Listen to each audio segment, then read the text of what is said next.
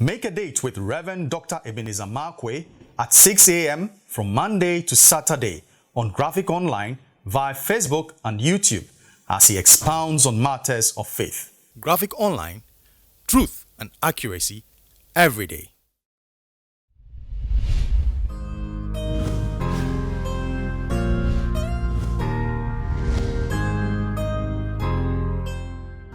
Hello, this is Reverend Dr. Ebenezer Markwei of Living Streams International, bringing you matters of faith with Graphic Online.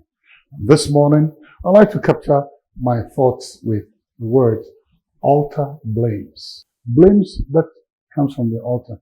You remember the story of Cain and Abel? I mean, both of them decided to bring a sacrifice to God. God never required that sacrifice from them. It was a decision. It was a voluntary decision. It was not coerced. And they decided to bring the offering to God. So number one, they decided to bring the offering to God, the sacrifice. Number two, they decided the materials they wanted to bring. Each and every one of them had the choice. Nobody imposed the choice. God did not impose the choice.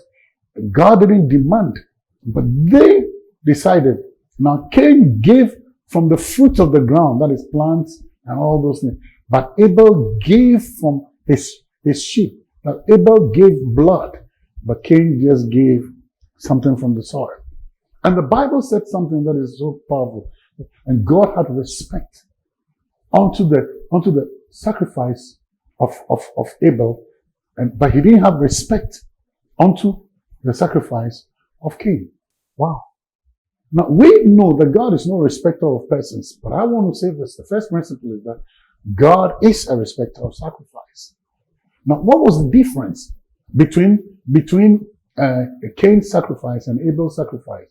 The difference is very clear. Blood, life, pain.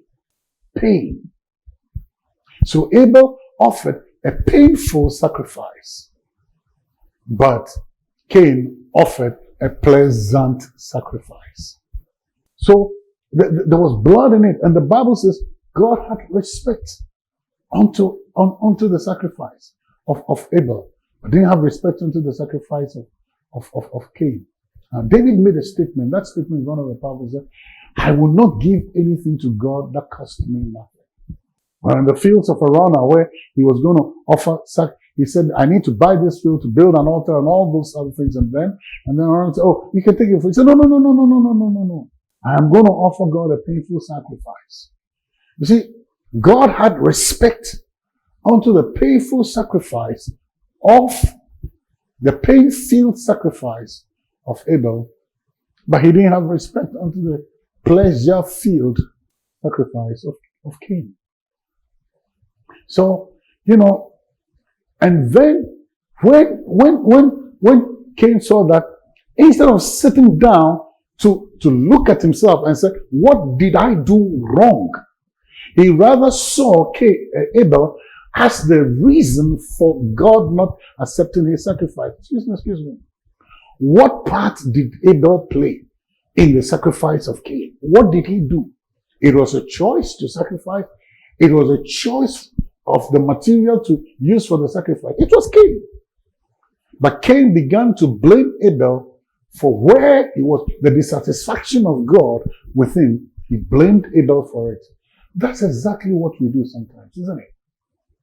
There were choices you made, and you are bearing the consequences of those choices, but you blame other people for it.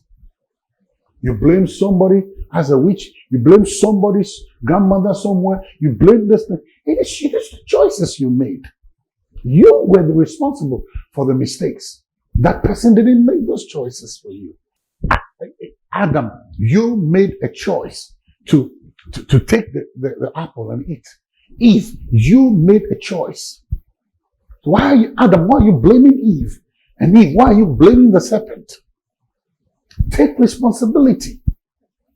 And sometimes when God is blessing people, you get jealous and you get envious, and you don't sit down to find out why you are not there.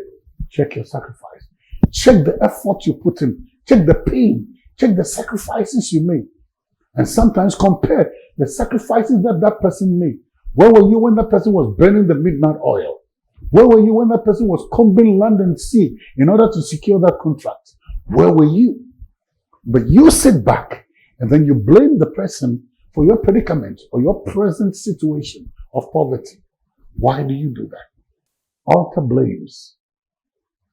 Make those same sacrifices and see whether it will happen.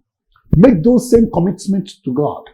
Make those same sacrifices to God and see whether He won't answer. The Bible says, he who must come to God must first know that He is. God is a reality. It's not an abstract thought. He is. And He's a rewarder of them who diligently seek Him. So there are people who are diligently seeking Him. There are people who are looking for Him. It didn't say He's a rewarder of them that seek Him. It said, who diligently seek Him. So people are adding diligence to their desire. You're sitting in the comfort of your armchair and thinking that heaven must come to you. Oh wow, is that it? Alter sacrifices, alter blames are choices you make. See you later.